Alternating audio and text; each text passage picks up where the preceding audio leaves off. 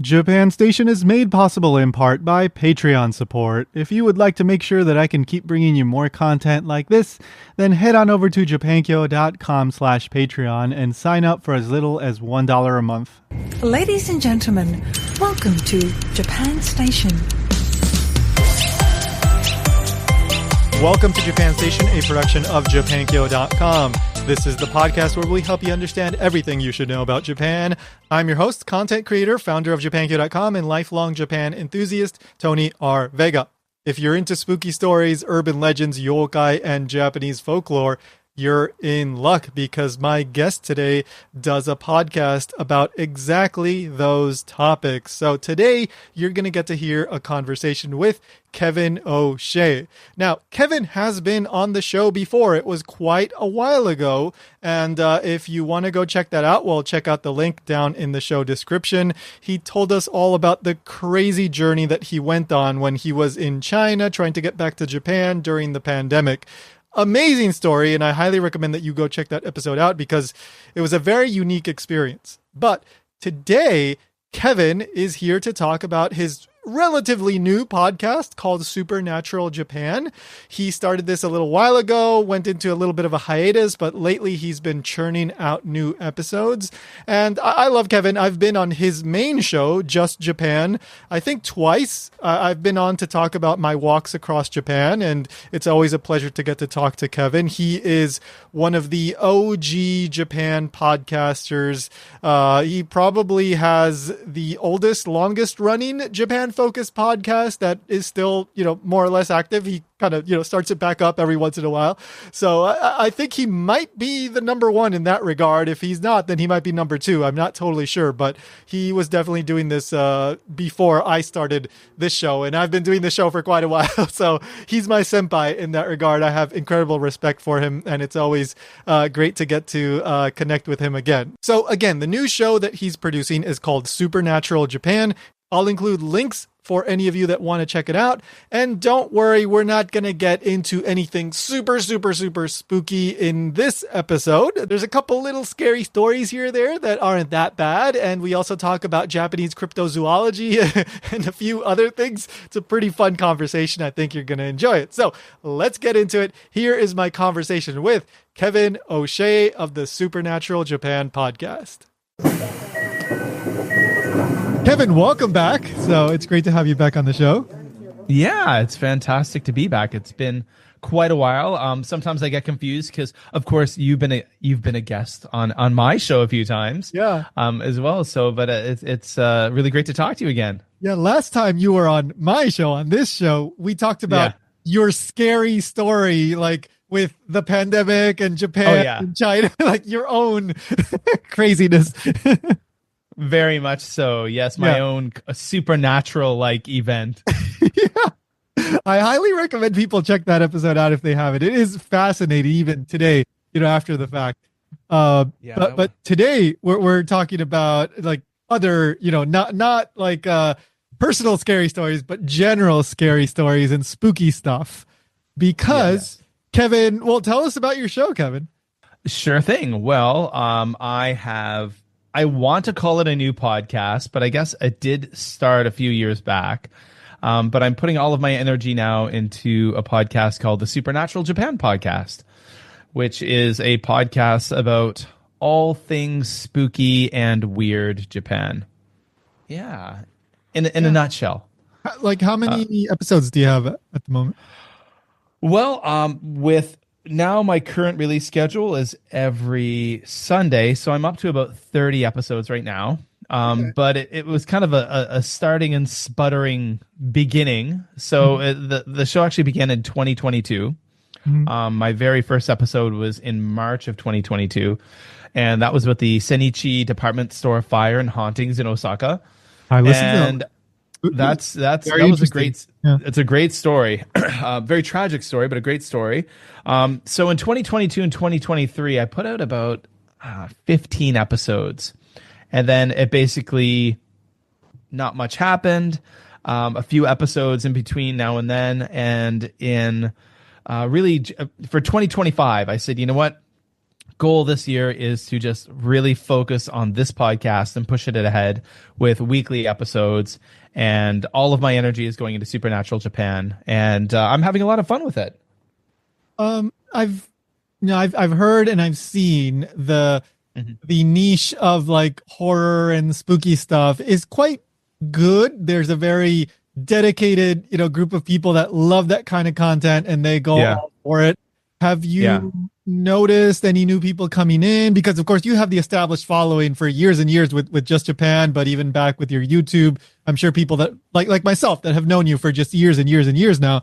But have you noticed this reaching a new demographic? Have you gotten any emails or any new like feedback from people?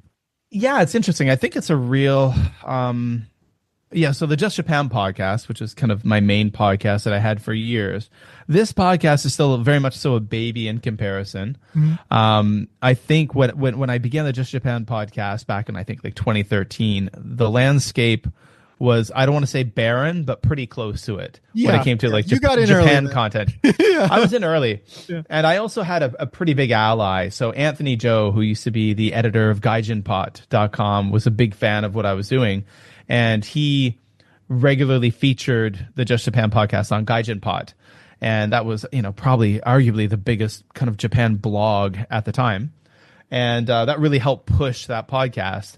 And I restarted that one last year, and quite a few people were still hanging on to the feed, thankfully. This one it's definitely smaller, but it's growing. It's like the little engine that could. But I guess it is a very kind of, I don't want to say niche, because this is not a niche genre anymore. It's a big genre of kind of paranormal, supernatural, spooky things. But it's I guess it's growing. It's growing, and I'm getting a lot of positive feedback. Even people who have told me, I've got some friends who are long-term residents of Japan who are like, yeah, Kevin, I never, they're like, no offense, but I wasn't really into your Just Japan podcast because I live in Japan. I don't really want to hear a lot of people who live in Japan like me talking about Japan. And a few of those people have said that they're really enjoying this one. They're like, I like this one, Kevin. I've heard some great feedback about, they like the kind of shorter time. They're kind of tighter episodes. The episodes usually are somewhere around 10 to 12 minutes long and just kind of compressed with music, and people have said they enjoy the kind of style. So far so good. The feedback is great.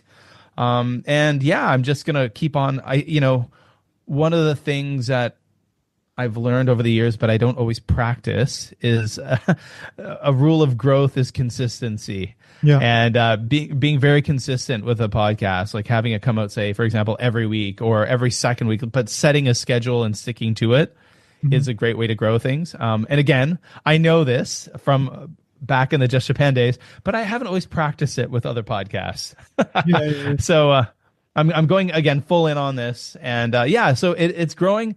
I'm enjoying it a lot, and I've got some inspiration out there for sure that have kind of been motivating me and helping me out kind of with it, which has been cool. You've taken, like you just mentioned, you've taken a different approach with this one. I mean, kind of here on Japan Station, I mix it up sometimes, but for the most part, I stick to interviews and kind of like what you were doing with Just Japan. But in Supernatural Japan, you especially in these more recent episodes, you script it out. You have some very ambiance, with the music, and you do a little bit of like sound editing, sound design there. You mix up the songs.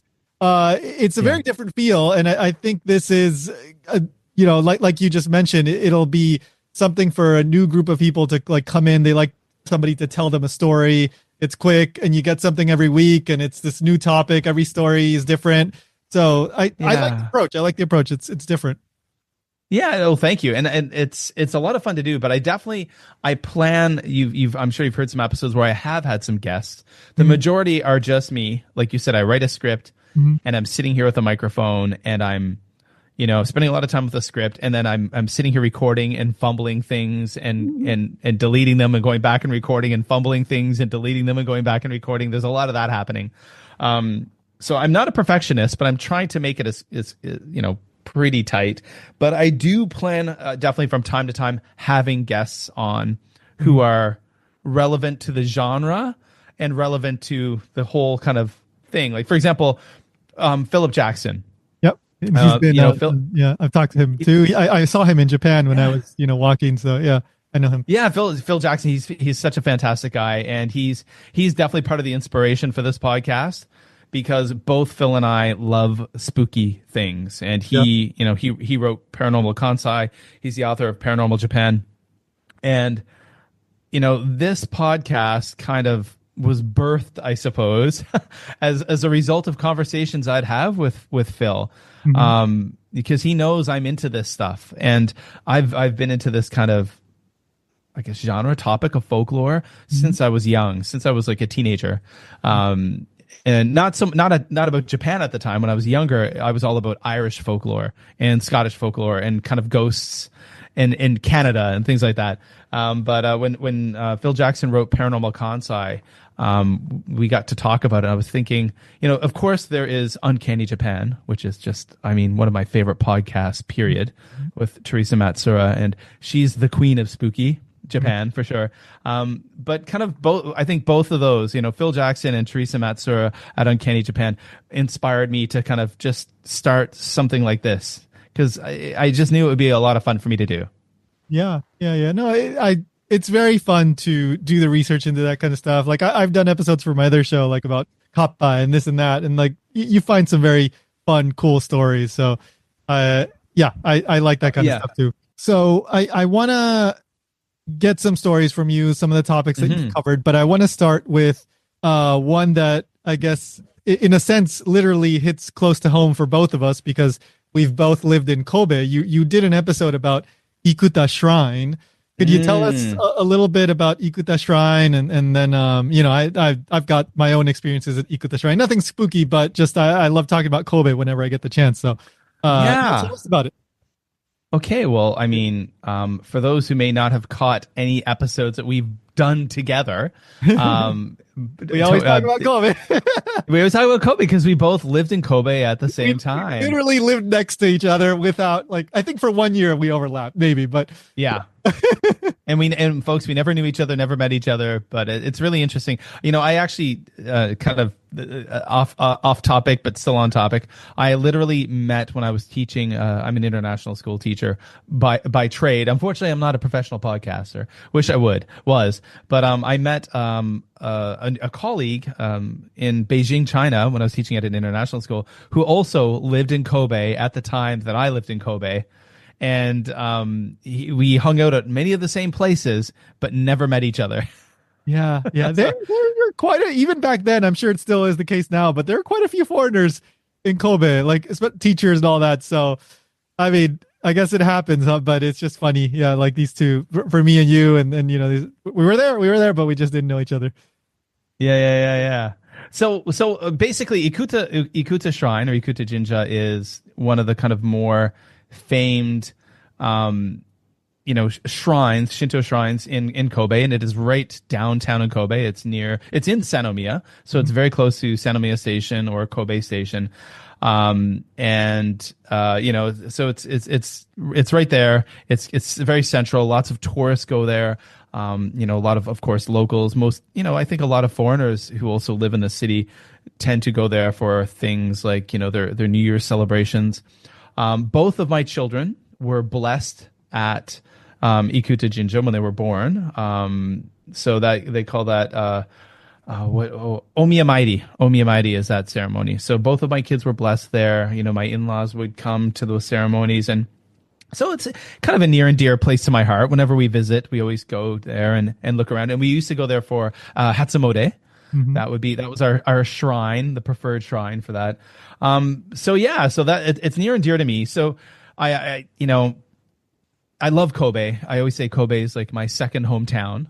It's a near and dear place to me. I lived there for almost 10 years. So I was digging around trying to find some spooky stories, and one popped up about a ghost at Ikuta Shrine. And I did a little bit of research and found out about a ghost, which typically, the story of a beautiful young woman, a ghost that is seen around sometimes a shrine at night with a white dress, referred to as Ohime, which is kind of like a princess. And the tale goes that there was a beautiful princess who fell in love with a samurai named Hikaru, and they would meet sometimes at Ikuta Shrine secretly to spend time together and profess their love for each other. But the young woman's father disapproved of the relationship and said they weren't allowed to see each other. So they eloped, as lovers do in stories like this, and they made a plan to meet at the shrine, Ikuta Jinja, and run away together. But unfortunately, the dad found out about this plan, and he confronted them. And there was an argument, and then a fight between the dad and the lover, Hikaru, and the dad killed him. Struck him down with a sword, and the woman, heartbroken, is said to have taken her own life. So she took her own life on the Ikuta Shrine grounds, and is said to this day that her spirit or her ghost can sometimes be seen. So that is the tale, and that's the one I shared in one of my earlier episodes of the podcast. I have been to Ikuta Shrine many, many times. I have to admit that I have personally never had a spooky experience there. I think I'd only probably been there in the evening a few times. I don't even know if I've ever been there at night per se. Been there many times in the day. But I love the place. But I know the story, but I haven't personally had a spooky experience. But it kind of sounds like you may have or something. So from what I'm gathering, I've never had a spooky. Well, okay, so I've never seen a ghost, but something that I kind of liked about Ikuta Shrine. It's not like a big, place like a super famous like Kyoto Shrine, something like that. But it is a very nice shrine, and something that I liked about Ikuta Shrine was that it had this little forest area behind. Oh, yes. Shrine, right? And I don't think that was open all the time. I think they only opened it at certain times, but it was because Ikuta Shrine is like right in the city. It's like downtown Kobe, basically. Yeah. It's like right smack dab in the city. And then you go behind Ikuta Shrine, and it's this like Totoro like ish little forest. Right. And I can imagine that at night being kind of scary. Well, I mean, there at night. I think like with a lot of shrines, and I know exactly the place you're talking about. Just a couple of days ago, I was looking through photos of Ikuta Shrine and looking at that area actually. And you have those really old sacred trees that you see in shrine grounds that are just, obviously hundreds and hundreds of years old. With kind of the white paper ribbons around them to kind of demark and show that they're sacred trees. And, I think places like that, temples, shrines that have a really long history, there's a thing in Japan, they call them shinrei places. So the power places, and I think they're called like shinrei spots. And I think maybe a lot of shrines are like that. So there is something special about them that maybe we can't kind of put our finger on, or that kind of, again, the term supernatural, I think, I like the term supernatural because it really kind of goes into just the kind of mysterious things that we can't explain, that kind of weird vibe we might get sometimes. But I think places like that definitely give you that feeling. And I need to go there at night sometime and see what I can see. Yeah. But I mean, like, for example, these shrines, and you talk about castles and you bring up like specific places in some of the stories, but there are places that have, just centuries and centuries and centuries of history. So you have, World War II stories, you have samurai stories, you have like Heian period stories. It's these things, there's this, like Ikuta Shrine, like hasn't been in that location for the entire time it's been around, but it's been there for a really long time. So I can imagine, something crazy happened there at some point, right? Exactly. I think any place that has a really long history has seen interesting things happen, right? A lot of these castles and fortresses around Japan have seen battles over the years. And I think that any places that have seen battles and wars, or have been places where there's a lot of, there tended to be certain places, where they talk about, cemeteries, or where there were prisons, or where there was a lot of despair, a lot of death. These places are, I guess all over all over. And sometimes I guess maybe there's a theory in the paranormal world called the stone tape theory, which is the kind of concept that bad energy sticks to places. So I think in maybe like a lot of the different places where like Osaka Castle or different places where battles had been in the past, that's probably very much so the case. It's interesting. I grew up in Eastern Canada, a province called Nova Scotia, and the specific island I'm from is called Cape Breton Island.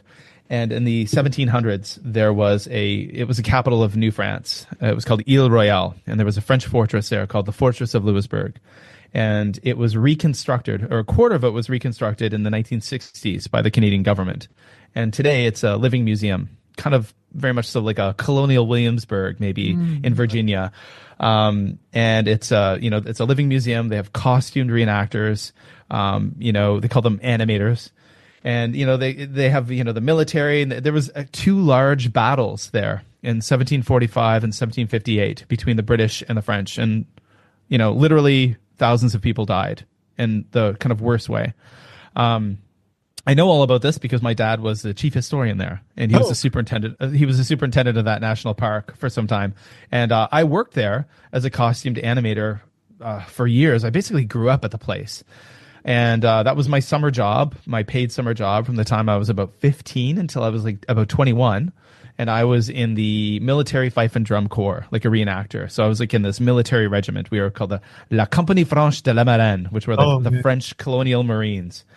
And so we would, of course we would be there during the day when tourists would be there doing demonstrations and things. But we often stayed there at night for reenactment encampments. So reenactors from all over North America would come to participate in events and festivals. And we'd often stay there at night. And when we would do it, we'd literally do it the way they did it then. We would walk around with like literally with lanterns with like candles in them, and we kind of went big, and I definitely had some spooky experiences there. Oh wow.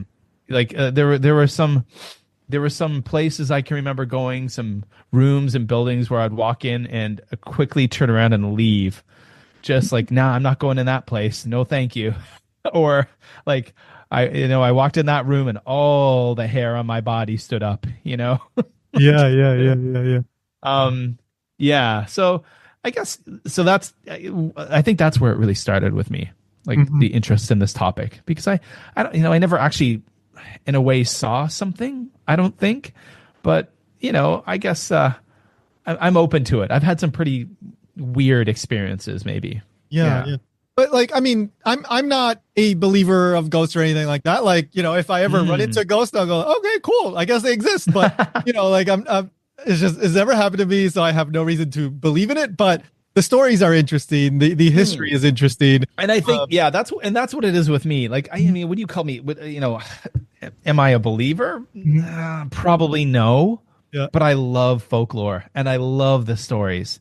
Yeah. I love the stories, and I love how with.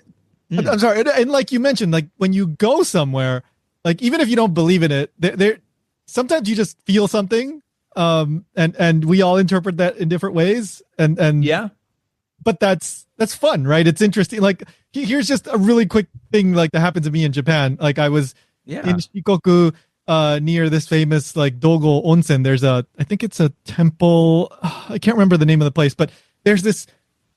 You literally can walk through like this crack in the mountain, and it's like dark in there, and this is part of the temple, right? It's like a crack in the mountain, and you walk through this, and it's really narrow. Like I'm not a person to get, again, like not scared about ghosts or anything, but like I was kind of scared. Yeah. And I was walking through that, and then when you get to the other side, it's this road, and you cross over to the other side of the road, and it's this like old temple that seems to be abandoned, and there's like these old Jizo statues that are all like beat up. There's this old like Buddha statue that's like all beat up, and it just feels like you just went into another like land, and like I don't know, it just felt really creepy and weird. And again, I don't believe in these things, but that is such a memorable experience for me. Like just being in this temple, walking through this darkness in the side of the mountain, ending up in this like dead temple, like abandoned temple. Like it was such a unique, weird experience. And I think like, regardless of whether you believe a ghost or whatever, like it's experiences like that make you go like, I don't know what that was, but that was really interesting. Well, yeah, like it was like you went through a time slip or something, and now boom, there you are in this other dimension. Yeah. And I think like when I watch, I would assume I would have those kind of similar feelings and I haven't had the experience myself because, I lived, predominantly my entire time in Japan was in, say, Kobe and a short time in like downtown Osaka. But when I watch, the YouTube content creator, mutual friend of ours, Kurt Bell, Softy Papa, when I watch his kind of original content when he was, Softy Papa, 1.0, I think he calls himself. He made these videos. He would find these abandoned villages, like in the like the Alps, the Japanese Alps, like in the middle of nowhere, and he would just be kind of wandering through these old farms and looking and exploring of entire forgotten villages and communities where once upon a time there was many families and life and vibrancy, and then now it's just like nothing. It's overtaken by the forest. I can imagine, I've never walked through a place like that, but if I have, I can imagine I would probably feel that same kind of, maybe a bit of spookiness, a bit of wonder, a bit of mystery.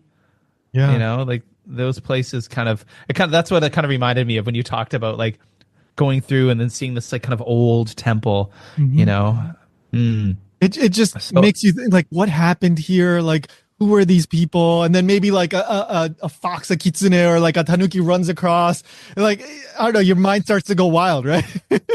Yeah, well, I mean, we used to, talk about that. Like I grew up in rural Eastern Canada, and I spent a lot of time in the forest when I was a kid.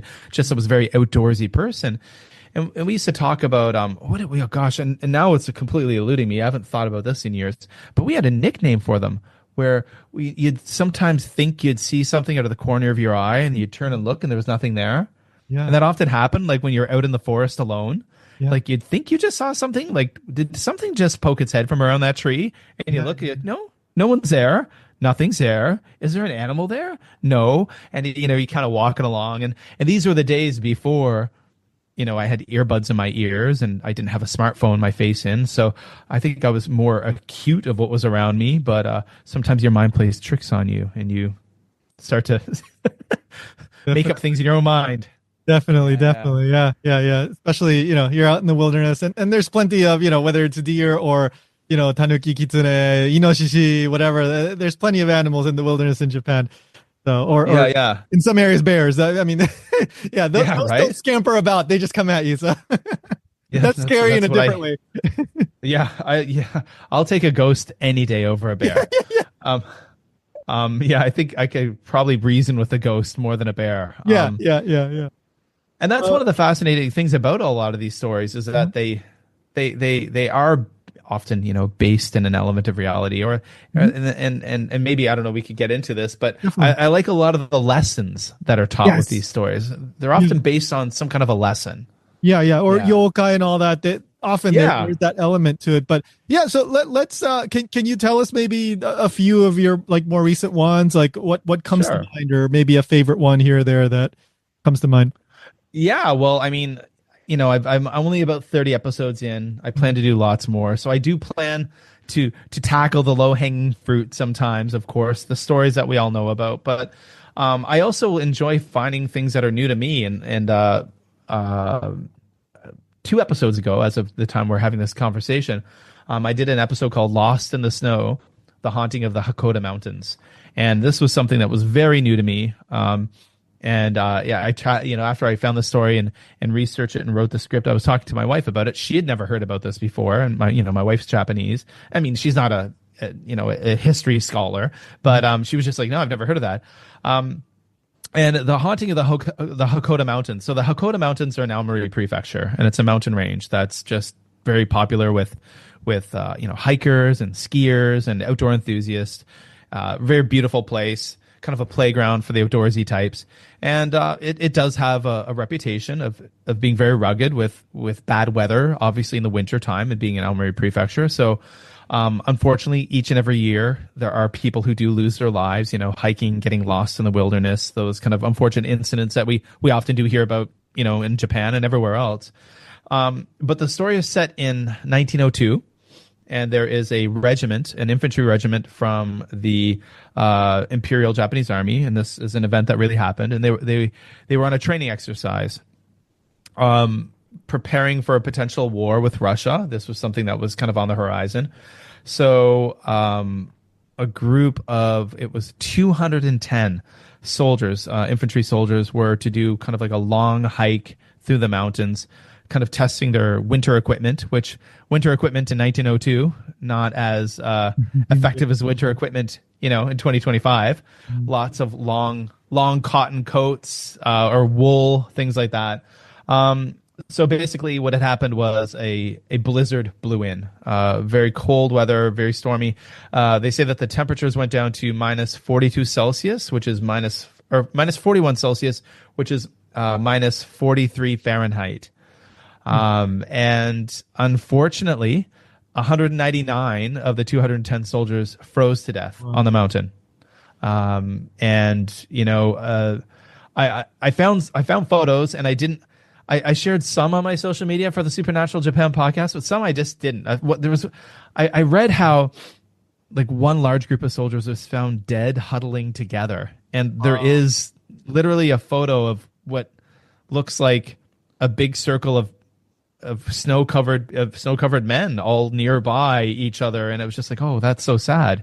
Yeah. And so this was a real event that happened. So 199 of these men, died on the mountain, and to this day, there's tales that come out of the mountains of mysterious sounds and strange things, of hikers and skiers seeing what looks like a column of marching soldiers off in the distance, or lines of people walking off in the distance. One tale is of a group of campers who were staying in a cabin on the mountain, and when they woke in the morning, they found all kinds of like handprints and face prints on the windows. But when they went outside and looked, there were no footprints in the snow around the base of the windows. So, you hear those kind of stories, and kind of the rumors and myths go that if you are hiking or camping or skiing in the Hakoda Mountains, if you ever see people kind of hiking or marching the distance, don't follow them. Right. And if you ever hear whispers or people whispering your name when you're in the mountains, never go to that sound. Walk away from it. Yeah, which is kind of it's a very sad story. Of a reality and of an event that really happened. And to this day, there are people who claim to have seen things, spooky things connected with that. So that was an interesting one. That was something that I did just a couple of weeks ago. But it's not all sad, scary stuff. Of course, I did an episode about lucky animals in Japan. There's a lot of auspicious animals. Yeah. So I did an episode. There's so many lucky animals in Japan. So I took a look at swallows, which are tsubame, and owls, fukuro. I love birds. I was a kind of a bird watching nerd for a period of my life when I lived in Japan. They're just those are both birds, animals that bring luck to people. So they're considered lucky animals. So you see that when you're in Japan, you see owls on so many different things, right? You can buy, for all of you out there listening, if you've never been to Japan, if you go somewhere like Kyoto or Nara to gift shops, you'll see lots of different things like, cloths and bags that may be adorned with owls, glasses and knickknacks that are owls. So, that, again, kind of supernatural within the kind of the luck and the lore of wildlife. So, those are two recent ones. And I've even, I look at like urban legends. I did one recently on the Teke, the ghost that crawls. I don't know if you know that story. I've heard it, but I also listened to your episode. Yeah. Yeah, so I mean, that's a straight up urban legend, right? I also did one of the Kuchisake Onna, the slit mouth woman, famous urban legend. and they're both very terrifying stories of women who lost their lives and are out stalking men in urban areas. So the Teke Teke story is apparently how it goes. The urban legend is a schoolgirl is hit by a train on her way home from school one evening on her way commuting, and it basically cuts her in half. And now there's just like a torso crawling along on the ground, making that kind of noise, teke, teke, teke. And she tends to target men who are out walking alone in urban areas, late at night. So, and kills them in a horrible way. you know? The Kuchisaka Onna is like that as well. And it's interesting. So what those urban legends kind of have, it's like there's a message. Don't be out alone late at night. Yeah. Because if you're alone out late at night, bad things might happen to you. The Kuchisake Onna is the same thing. Not only you should not be out alone at night, but also don't talk to strangers or get away from strangers at night. Yeah. Which are good lessons, I think. Those are all good ideas. Yeah. Yeah. and like basically just about all of these stories that are kind of scary, the scary ones, right? And the owl that's a different kind of side of this, but the scary ones, like for example, even if you go back to Kappa, which is a much older thing, it's like stay away from the river. You might fall in the river. Yeah, you might drown. Yeah, so keep the kids away from exactly. There. Yeah. And these were stories that were told to children to keep them away from.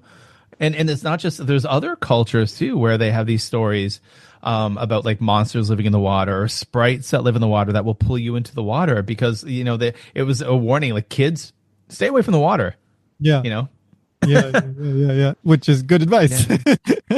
It is. But I don't know if you had a chance. There was one of my longer episodes, and I thought this was really great. It was really interesting. Philip Jackson put me in contact with a really fascinating Canadian named Kyle Brink, who is a writer and basically like a Japan Bigfoot researcher. And I did an episode called Hibagon, which is Japan's Bigfoot. So Hibagon is he's basically Bigfoot in Japan, and he is or they are kind of ape-like beasts that are said to live on Mount Hiba in Hiroshima Prefecture. So Kyle is a Canadian who's been living, an expat who's been living in rural Hiroshima Prefecture for quite a long time, and he came on the podcast and he shared his story. Basically, Hibagon was first spotted in 1970 in a little town in northern Hiroshima Prefecture called Saijo, and a farmer was driving home one evening and saw this big ape-like creature walking on a mountainside. And he spread the word and told lots of people about it. And the locals started calling the creature Hibagon, since it was Hiba Mountain was near the town. And Kyle, who has a very interesting YouTube channel, and he's made it kind of his mission to learn, to research about Hibagon, and he's written a book about it, and which you can pick up on Amazon. Yeah. So that's an interesting story. I grew up, as a kid in Canada in the 1980s, like kind of reading Time Life books about Bigfoot and seeing TV shows about Bigfoot, and I don't, do I believe in that? Well, great stories. I like the stories. Well, I literally walked through all of Hiroshima. I didn't run into Hiba, but I didn't go to North Hiroshima, so maybe that was the thing. I should have gone to North Hiroshima, and I might have run into Hibagon. Yeah. Maybe you met some other interesting people, but maybe not big hairy ones. Yeah. Yeah. Like, I love this like, I guess you would call it like subdivision or subcategory of this, where it's cryptids. It's basically cryptids in Japan. And like there's Hibagon, there's a Tsuchinoko, which is like this like thickly shaped snake-like creature, and there was like a big boom in like I think it was like the 70s in Japan, I did an entire episode about this on Ichimon Japan, but Yeah. that's a fascinating topic. It's very much like the Bigfoot thing in the US, people trying to find it, and there's this town like, oh, we're the town where the what's it called? The Tsujinoko was from, and this and that, and other town said like, oh, we're gonna put out a ransom or like a reward if you bring us a real one, then we'll pay you this amount and this and that. It's a whole funny history. So Tsuchinoko, that's another really interesting. Okay. Yeah, I don't know that one. That's cool. I'll have to look into that. That's a future episode there. Definitely. I did one episode on Mossy. I don't know Mossy. What's Mossy? Mossy is Japan's Loch Ness monster. Oh. So Mossy was a Loch Ness, a Nessie type serpentine sea creature, or like lake monster that was first spotted in Lake Yamanaka, which is one of the 5 lakes that's around Mount Fuji. Oh, okay. And so many people claim to have spotted this during the 1970s into the early 80s. And I did a brief episode on Mossy. That was like the nickname, Mossy. Mossy. So it's interesting because like there's yokai, in Japan, of course, there's yokai. Yeah. And but I really kind of feel like yokai and cryptids are two very different kind of things. I think for me the yokai are very much. I mean, I guess it's all folklore, is it? I don't know. The kind of traditional Japanese folklore, and there's all those like lessons, like kappa, stay away from the water. The tanuki, the clever trickster, be careful of who you're dealing with. People may be trying to trick you. I did an episode on Akaname, who is like the scum licker, which is all about the yokai who comes and like licks your dirty bathtubs and licks your dirty bathrooms. So the lesson is make sure you clean your bathrooms and have a clean bathtub. But these cryptids are different, right? Like that's kind of like the Bigfoot or the Chupacabra or the Mothman, the kind of more modern. I guess more modern. Maybe they are the same, but kind of the more really modern folklore. Say, but it does sound more like kind of like the urban legend version of yokai, right? It's like, I suppose so. Maybe they don't have that lesson behind them, right? The yokai, there's always like a lesson. They're teaching you. There's something being taught about.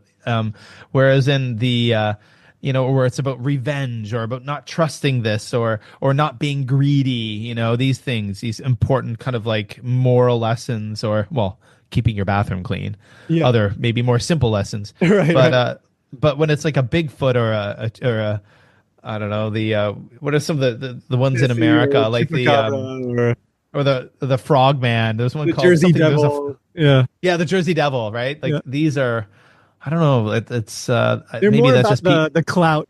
They're just trying to get impressions on social media. Yeah, right. There's one called the Loveland Frogman. That's what I like. I don't think I know that one. People saw this like a frog with a magic wand. Like it was like someone who claimed to see like a police officer who saw this like talking frog that had like a little magic wand. I heard that recently on a podcast. Like, I think I saw that one on Looney Tunes. But one of the funny things is, and I think this is happening in it might be happening. I could be wrong about this, but I believe there is a town in Hiroshima Prefecture that does have like a little festival about Hibagon. And a lot of American towns, a lot of towns in America and Canada, I know, and maybe elsewhere, that have these cryptids have really like embraced them, like the towns, and they're having these huge festivals which are generating like a lot of revenue for the local community and just seem like a lot of fun. Yeah. I've watched some videos about like the Mothman Festival every year, and I'm like, I would love to go to that. That just looks awesome. That looks like a good time. Whether you believe or not. I mean, no, absolutely. And I love that kind of stuff. And it's almost like a fine line between like a mascot and a local cryptid, right? It's like, they just basically make the local cryptid the mascot of the city, and that's that. Yeah. They adopt the local cryptid, and that's a symbol. And I guess you see that in Japan with certain towns that really embrace the yokai history. Oh, and, totally. The kappa and all that. There's certain towns. Yeah, they have a statue or whatever. Here's a little piece of just random trivia, and I love this, and we'll start to finish up. But cryptid in Japan, there's a term for it. It's a very quirky. I love this term. It's a UMA. In Japanese, it's pronounced Yuma, and this stands for unidentified mysterious animal. Wow, I've never heard of that. That is awesome. Yeah, no, I learned this while researching the Tsuchinoko episode. And Okay. and I don't think this is something that most Japanese people know, but this is an actual Japanese term. If you look this up, it comes up as Yuma, U-M-A, like just like UFO or whatever, right? But it's Yuma. Yeah. Yeah. Wow. Because in Japanese, it's UFO is pronounced UFO, right? So Yeah. this one is pronounced Yuma. Wow, that's cool. That's cool. I did not know that. I learned something new. That's There great. you Well, I have a go. lot to learn. I'm definitely by no means an expert. As I say on some of the episodes, and when I'm introducing myself, I just say I'm a Japanese folklore enthusiast.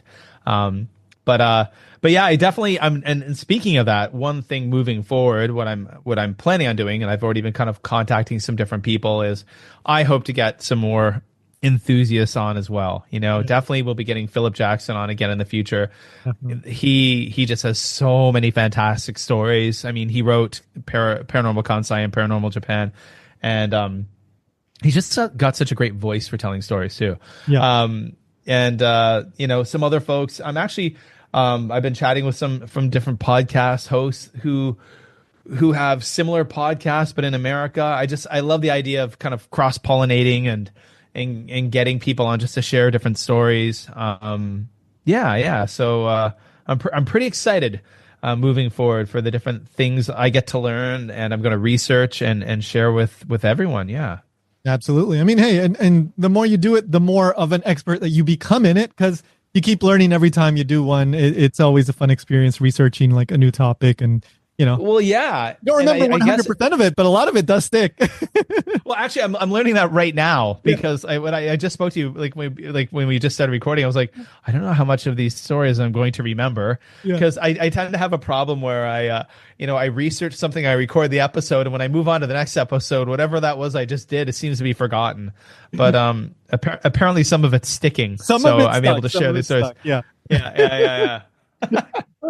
All right. Well, obviously, you guys are listening to this podcast, so you know how to look up a podcast, but the links will be in the show notes, Supernatural Japan. You can look it up. That's right. On the links. You are also posting them to your YouTube? Is that? I am. So that is just, again, that's going to be an audio slash, it's a video, but it's just the audio. Yeah, the podcast. Essentially, I have the podcast RSS feed connected with my YouTube channel. So you can go to I'm on YouTube at Busan Kevin. And whenever an episode, right now, I'm releasing them every Sunday here in Asia, where I'm based right now. And every Sunday that goes out. So it's on all those places, Apple Podcasts, Spotify, Amazon, you name it. And it also goes into the YouTube feed as well. So I definitely have, a smaller but dedicated crew of people who prefer to listen to it on YouTube for sure. Yeah. So check it out, guys, if you're into that kind of thing. It's weekly, so lots of new content coming for you there. So thanks, awesome. Kevin. Thanks for coming on and sharing the stories. Yeah, thanks for having me on, and thanks for shining a spotlight on the Supernatural Japan podcast. I'm really excited about all you fine folks coming on over and taking a listen.